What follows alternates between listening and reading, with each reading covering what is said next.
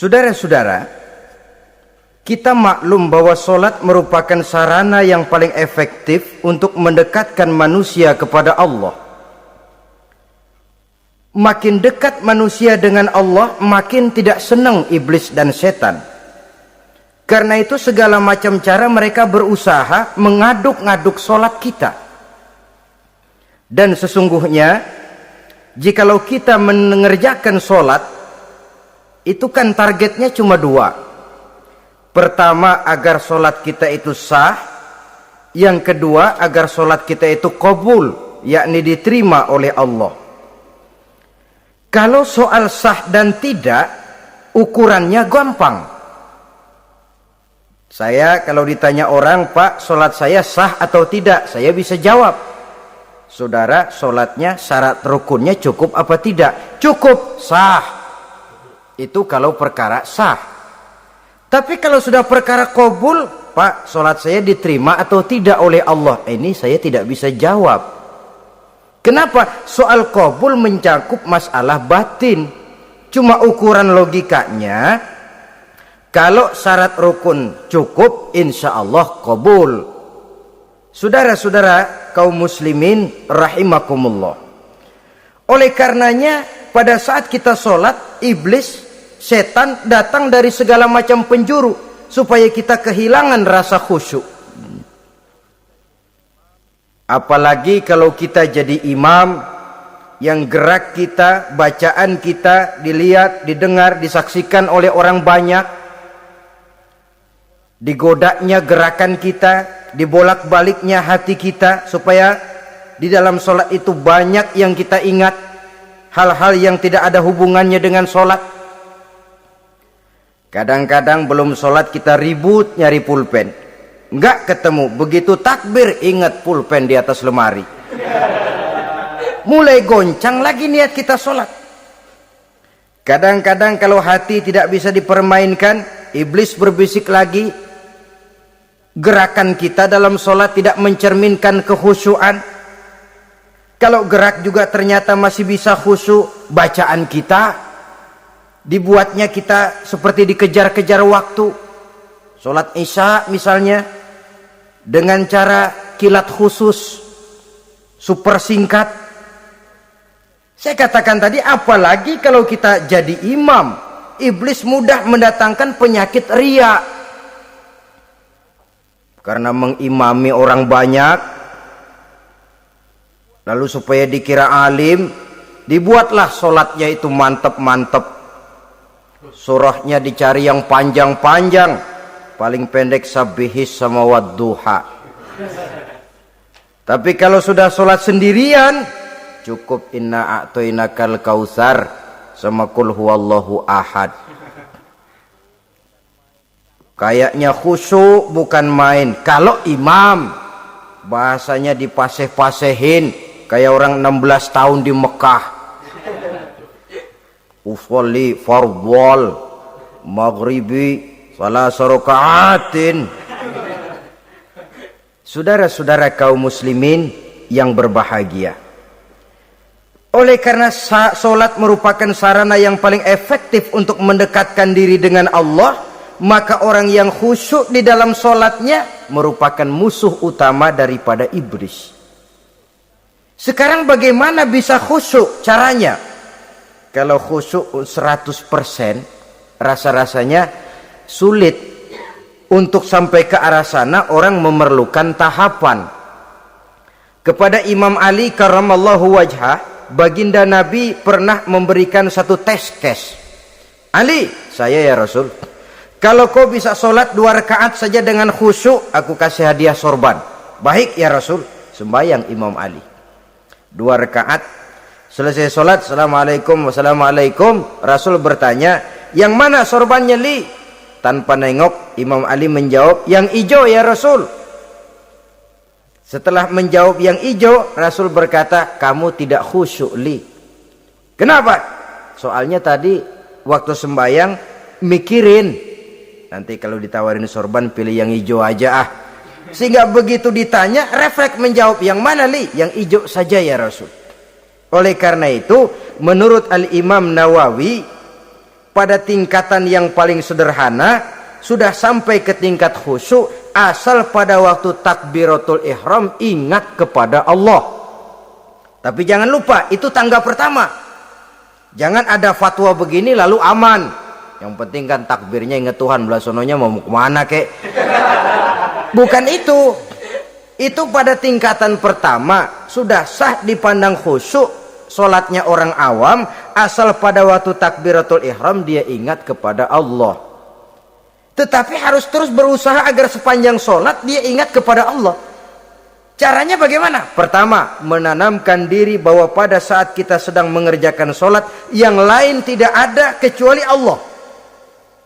Yang kedua, berusaha memahami apa yang kita baca. Sehingga pada saat kita sujud, subhana rabbiyal a'la wa bihamdi, terbayang kemahasucian Allah, kemahatinggian Allah. Sehingga hati tidak mengembara, mulut berucap, hati mengikuti apa yang diucapkan. Yang kadang-kadang membuat hati kita jalan-jalan, badan di masjid, badan takbir, badan ruku, tapi hati di pasar, hati di kantor, hati di pabrik. Karena yang kita ucapkan tidak berakar di hati. Yang kita baca kita nggak tahu artinya. Sangat boleh jadi hati lalu mengembara kemana-mana. Jadi untuk menopang kekhusyuan ini, cara yang paling efektif, pertama, tidak ada yang lain pada waktu kita sholat kecuali Allah. Yang kedua, berusaha memahami apa yang kita baca. Dikala kita sujud dikala kita duduk di antara dua sujud, Rabbighfirli, ya Allah ampuni dosa saya, warhamni, kasihani saya, dan selanjutnya. Mulut membaca, hati mengikuti. Dengan mengikuti, hati tidak terlalu mengembara, ada tempat dia kembali. Saudara-saudara kaum muslimin rahimakumullah. Itu yang kelima. Yang keenam, yang menjadi musuh iblis, mukminun nasih. Orang mukmin yang suka memberikan nasihat. Orang mukmin yang suka memberikan petunjuk. Termasuk juru-juru dakwah, para mubaligh itu merupakan musuh utama iblis. Kenapa? Tiap hari iblis kampanye.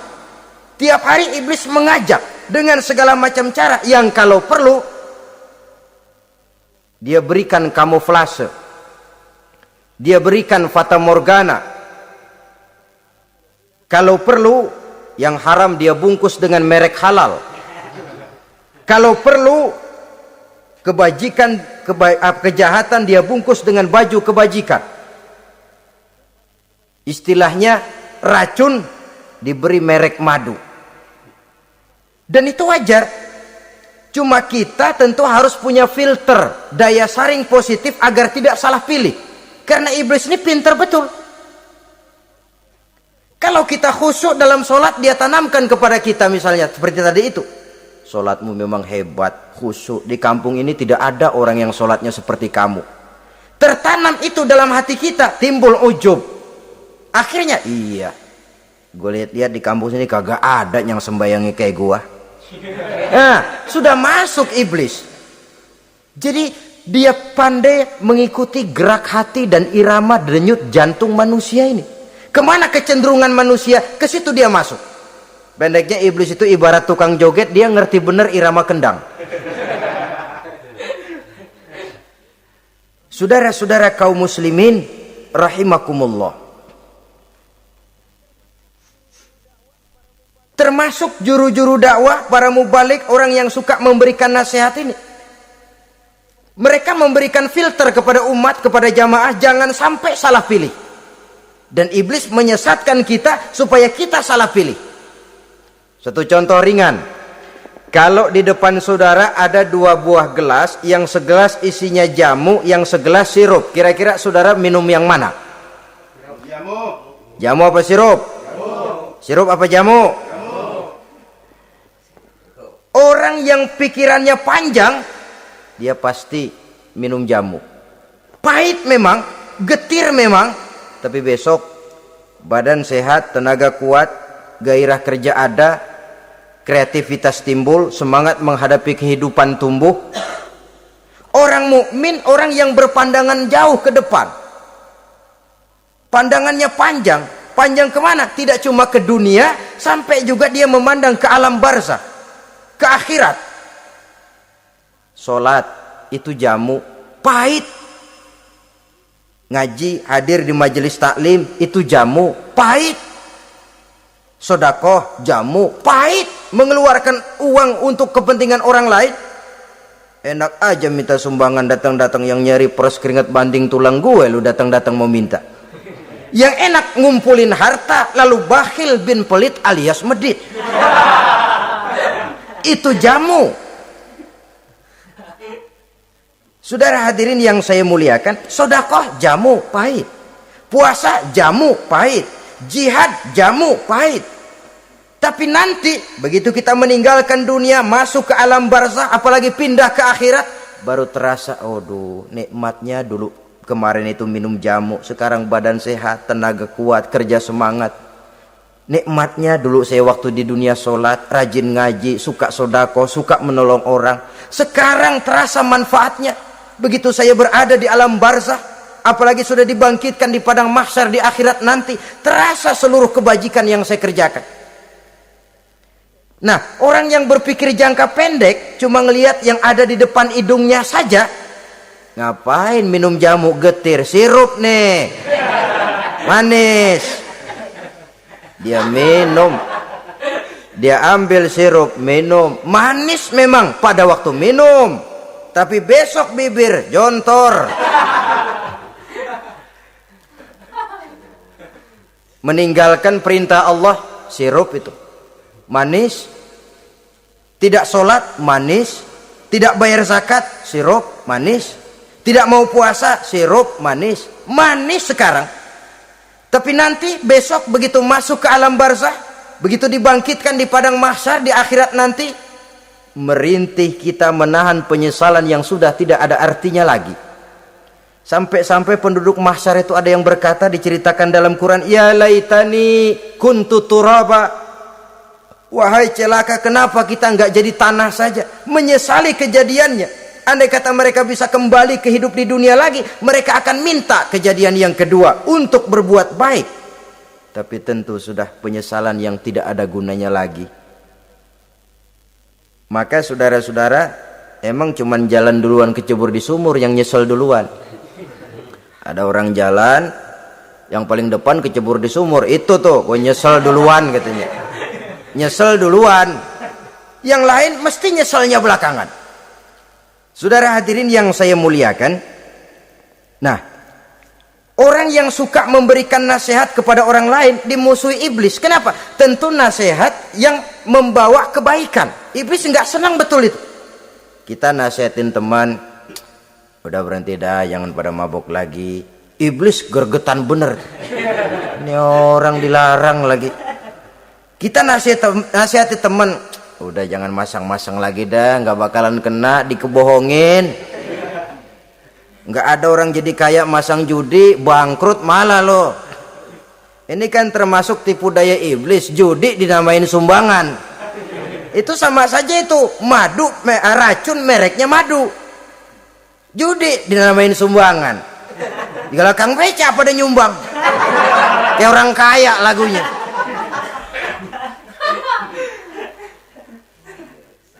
Saudara-saudara kaum muslimin rahimakumullah, adalah kewajiban kita memang untuk tawasau bil haq, saling nasihat menasihati. Setiap kita juru dakwah, setiap kita wajib menyampaikan apa yang sudah kita tahu kepada orang yang belum atau kurang tahu. Saudara yang bisa bismillah wajib mendakwahkan bismillah itu kepada orang yang belum tahu bismillah. Saudara bisa Fatihah harus menyampaikan itu kepada orang yang belum bisa Fatihah. Persetan dengan orang lain.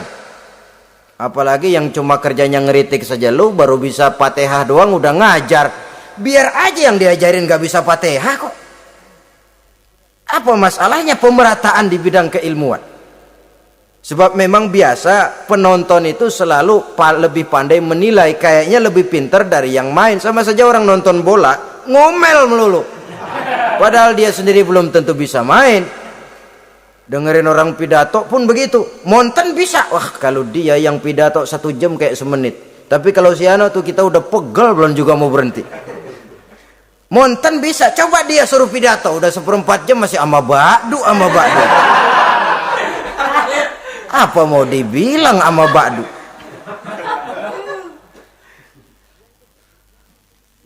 Yang ketujuh, yang menjadi musuhnya iblis, taibun sabitun ala taubatihi, orang yang bertaubat dan tetap di atas taubatnya. Secara jujur, tidak ada manusia yang tidak punya salah, dan orang yang baik memang bukan orang yang tidak punya salah, karena tidak ada orang yang tidak punya salah. Orang yang baik adalah orang yang apabila melakukan kesalahan dia segera sadar, dijadikannya itu sebagai pelajaran untuk tidak diulanginya lagi pada masa yang akan datang. Biasanya kita menghakimi orang pintar, kita nggak merasa bahwa kita juga punya kesalahan. Kalau kita ngelihat maling ayam kita teriak, padahal kita nyolong kambing. Lebih besar dari si maling ayam, merasa diri lebih benar dari yang lain, padahal kita lebih kotor dan lebih jelek. Hilang sifat introspeksinya. Yang kita musuhi, yang kita caci maki, tahu-tahu kita sendiri yang melakukannya. Saudara-saudara kaum muslimin, orang yang bertaubat dan tetap dalam taubatnya stabil, itu musuh iblis. Apa ada orang yang taubatnya nggak tetap? Ada. Yang istilah kita taubat sambal namanya. Kalau dia makan sambal kepedesan, taubat makan sambal. Besok mau makan kagak ada sambal, ngomel. Mana sambal?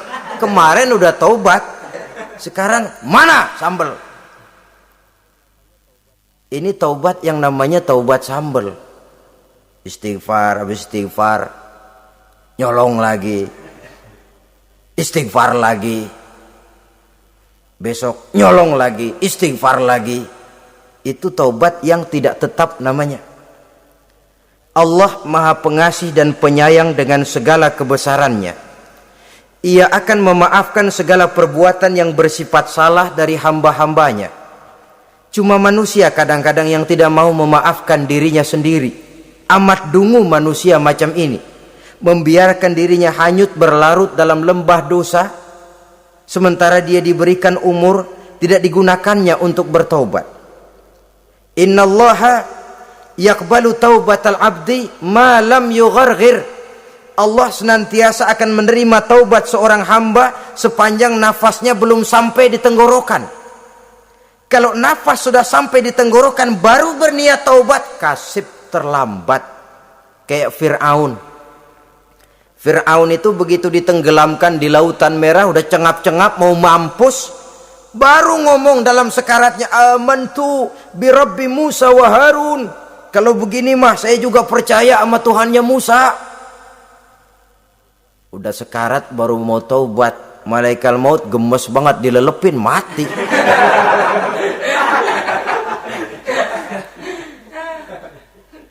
Nah, kepada adik-adik remaja biasanya kalau sudah bicara taubat, pikiran kita, taubat mah urusan 70 tahun ke atas, kita masih lama ini. Sebenarnya tidak. Masalah taubat adalah masalah salah dan dosa. Masalah salah dan dosa adalah masalah manusia. Sejak dia akil balik sampai ajal datang merenggut nyawa. Hidup ini tidak selalu berjalan mulus. Hidup ini tidak selalu berjalan di atas kertas putih. Kadang kita tersilap, kadang kita tersalah. Kadang situasi dan kondisi menyebabkan kita berbuat lain dari yang seharusnya. Itu kehidupan. Silih berganti. Oleh karenanya pesan Nabi, wa'at bi'i sayyi'atal hasanah, perbuatan salah ikuti dengan kebajikan, dosa iringi dengan taubat.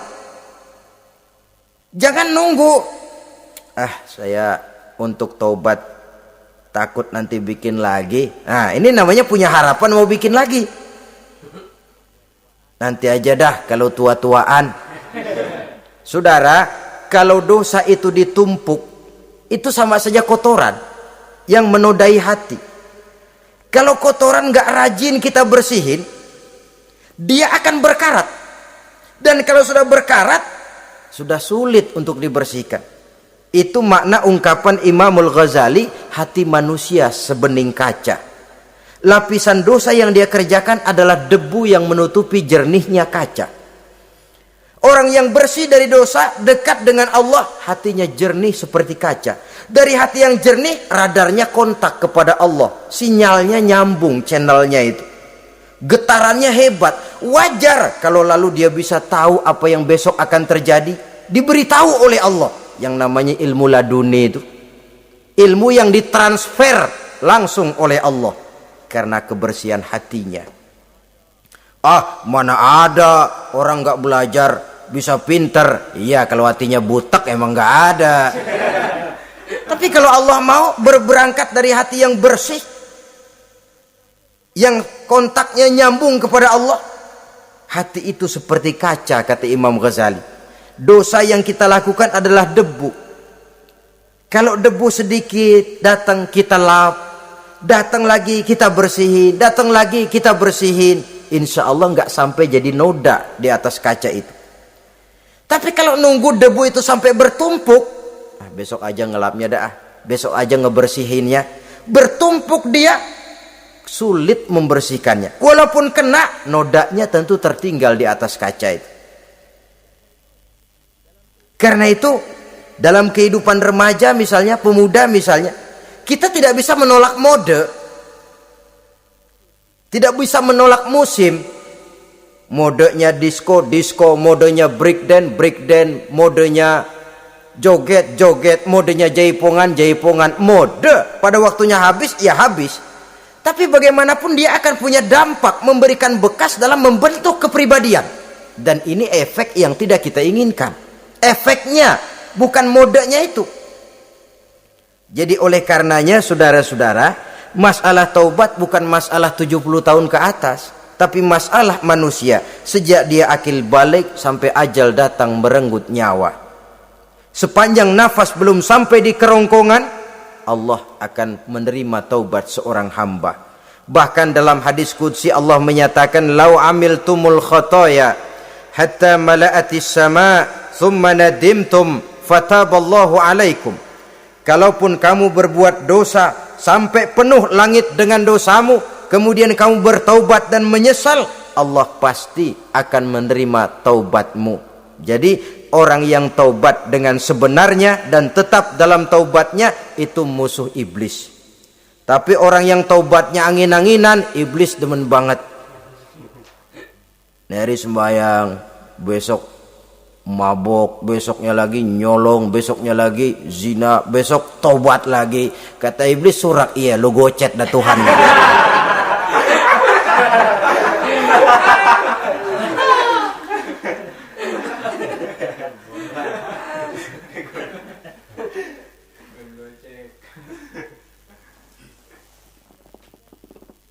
Selanjutnya yang ke-8, musuh iblis, musuh setan, mukminun yudawi mu'alat taharah. Orang mukmin yang membiasakan diri selalu dalam keadaan bersuci. Baik dari hadas kecil, lebih-lebih dari hadas besar. Wudu utamanya memang untuk sholat. Tapi membiasakan wudhu dalam kehidupan sangat baik sekali. Mau ke kantor wudhu dulu, mau ke pasar wudhu dulu, mau ngajar wudhu dulu. Apa sebabnya? Karena dalam keadaan suci, orang ada sikap memelihara kesuciannya. Kalau kita naik PPD pagi-pagi gelantungan, kalau punya wudhu, hati-hati, kesenggol perempuan juga sayang sama wudhu. Tapi kalau nggak punya wudhu, jangan kesenggol, kita nyeruduk. Ada semacam sikap apik di dalam kehidupan ini. Karena itu biasakan wudhu. Untuk menjaga kebersihan diri, kebersihan zohir, kebersihan batin, belum lagi kemanfaatan di akhirat. Sebab kata Nabi, inna ummati ya'tuna yaumal qiyamah ghurran muhajjalin min asaril wudu. Umatku di akhirat nanti akan datang menghadap Allah dengan muka berseri-seri, bersinar-sinar dari sebab sering wudu.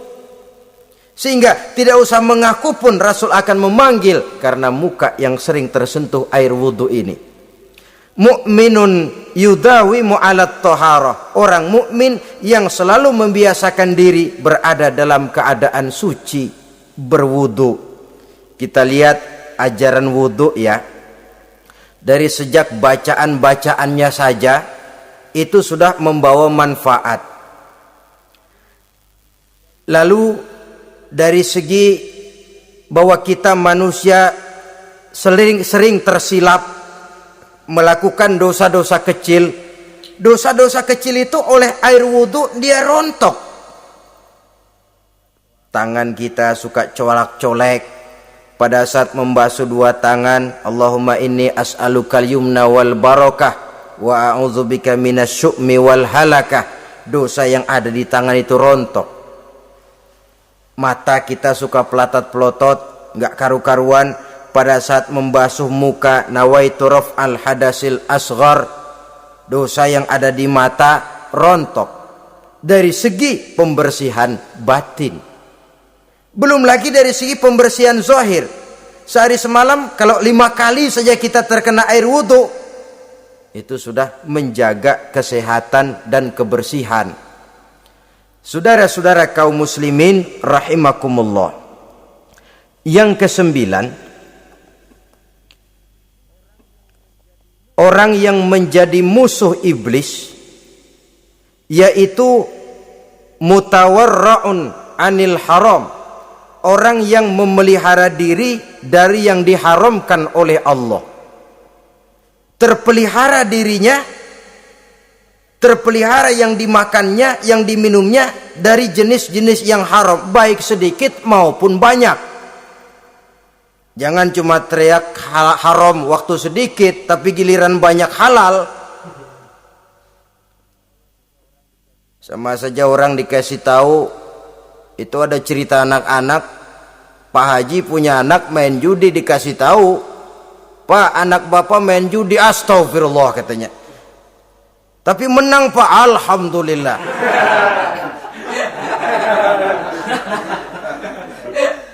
Ini kan sama saja, giliran sedikit dibilang haram karena dia nggak dapat jatah, begitu dapat banyak dan dia kecipratan jadi halal. Yang sedikit haram, banyaknya pun juga haram. Yang banyaknya haram, sedikitnya juga haram. Ada orang bilang minuman keras kalau nggak mabokkan nggak haram. Yang memabokkan banyaknya, sedikitnya tetap saja haram. Ma askaro kasiruhu faqaliluhu haramun. Apa yang banyak menyebabkan jadi mabuk, sedikitnya pun juga haram. Saudara-saudara kaum muslimin, yang ke-10 yang terakhir, musuh daripada iblis ialah mukminun rahimun, orang mukmin yang berhati pengasih, orang mukmin yang suka menyambung silaturahmi, orang mukmin yang tidak suka bertengkar, orang mukmin yang tidak suka marah-marahan. Kalaupun terpaksa marah, tidak lebih daripada 3 hari. Jadi boleh saja marah kalau alasannya tepat, tapi nggak lebih dari 3 hari. Kalau perlu bikin perjanjian, kita marah ya 3 hari. Itu limit. Tidak halal kata Nabi bagi seorang muslim menjauhi saudaranya lebih dari 3 hari. Tidak halal itu artinya haram. Kita ini kadang-kadang kalau sudah marahan sama tetangga kah, sama teman kah, kadang-kadang suka berlaku perpanjangan waktu. Tidak cukup perpanjangan waktu, ditambah lagi perpanjangan generasi. Enggak cukup kita yang marah, orang lain kita sundut-sundut supaya ngikut marah lagi. Marah pakai ngundang. Kayak mafia lagunya, udah dia marah, orang lain lagi disuruh marah. Saudara hadirin yang saya muliakan, mukmin yang punya sifat belas kasih, berhati jernih, itu musuh utama dari iblis. Tapi mukmin yang suka marah-marahan, tukang hasut dan tukang bakar, itu teman-teman iblis. Oleh karena itu, mudah-mudahan kita semua menjadi musuh iblis. Dan jangan menjadi musuh iblis. Jangan menjadi teman iblis. Sebab iblis sudah kadang memproklamirkan permusuhan. Sekali dia musuh kita, selamanya dia akan tetap menjadi musuh kita. Berusahalah untuk menjadi musuh iblis, dan jangan sekali-kali toleransi. Jangan berusaha menjadi teman iblis. Inilah yang kita bicarakan pada pertemuan ini. Mudah-mudahan ada manfaatnya. Terima kasih atas segala perhatian. Mohon maaf atas segala kekurangan. Wassalamualaikum warahmatullahi wabarakatuh. Waalaikumsalam warahmatullahi wabarakatuh.